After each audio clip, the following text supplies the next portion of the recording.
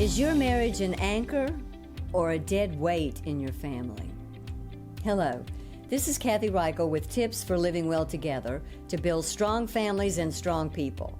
This week's topic is marriage, a God-given anchor. Marriage is an ancient, God-given anchor in the engulfing sea of change. Every generation and every person must deal with change. Even in times before our dizzying technological age, people experienced soul-shaking changes of life conditions, wars, premature deaths of providers, and natural disasters, as well as unexpected good turns of fortune. Sometimes it seems the only thing that is constant is change.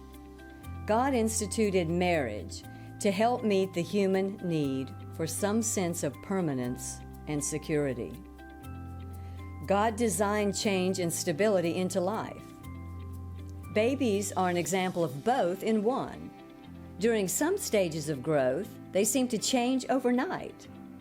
Yet despite widely varying customs and attitudes, babies have been born pretty much the same way since the beginning. And yet whether they had to push aside loincloths or unbutton corset and tuxedo, a man and a woman have completed the same primal act of love to consummate their bond of commitment and to produce the children that will carry on their soul lives beyond their lifetimes. What a universally common yet exciting example of permanence. After God presented Eve to Adam, he was moved to exclaim, "This is now bone of my bones and flesh of my flesh. She shall be called woman because she was taken out of man." It was further proclaimed, "Therefore shall a man leave his father and his mother," that's change, "and shall cleave unto his wife," that's permanence, "and they two shall be one flesh," that's another permanence. The sad fact that many marriages today are full of strife and end in divorce can only illustrate that men and women are not following the rules of engagement that come with the institution. God, our designer, set up these rules with our best interests in mind. He gave us free will, and anything can be done well or poorly. 1 Peter 3 exhorts wives and husbands to honor and take care of each other, that your prayers be not hindered. If husbands and wives make it a point to build each other up and build that heirs together marriage team, they can pray for big things for their own lives and for the whole family. They will be praying for the same things and their prayers will not be hindered.